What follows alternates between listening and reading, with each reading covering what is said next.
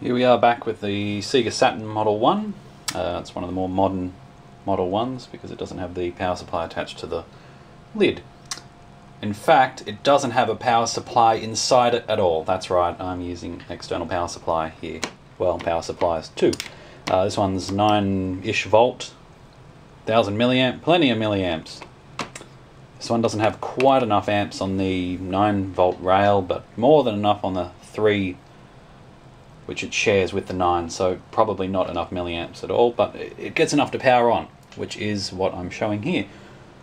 Just that it isn't impossible, and that I can now move ahead and actually get this up and running. So, everything's wired in, just need to plug in the power, and fingers crossed. That looks pretty promising. English.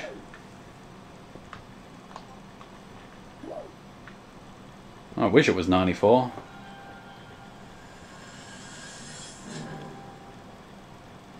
That to me looks like it's working.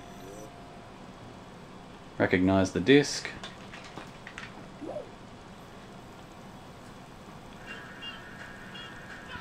Man, it recognizes Big Cat.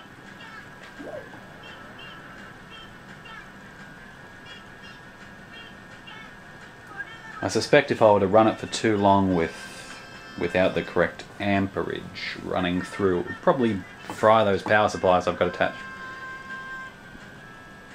Hopefully the power supplies instead of the Saturn, but either way it's working, so perfect.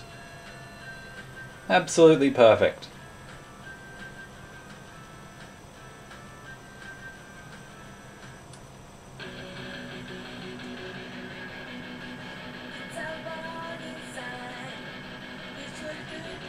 Show it again.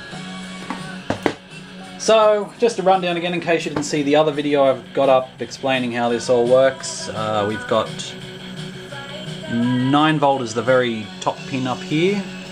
So we've got 9 volt which runs to the iPod power adapter, which is 8 to 12 volt. I measured it, it's 9.4. So it's not too bad. Red one, red is 5 volt, which is the second one down. It's sucking 1.5 amps from the power supply on the 5 volt rail, thanks to Molex connector. Best thing ever.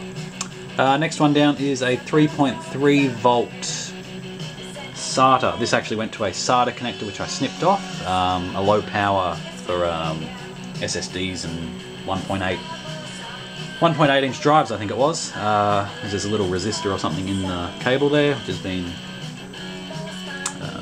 heat shrink wrapped over, but look, it's not, that line comes in about 4.4 volt as well, so I wasn't very happy with that because it's not 3, but this is a proof of concept. The next 2 pins are ground, which I have 3 cables running to, 1 from here and 2 from the brick, and that's how it works.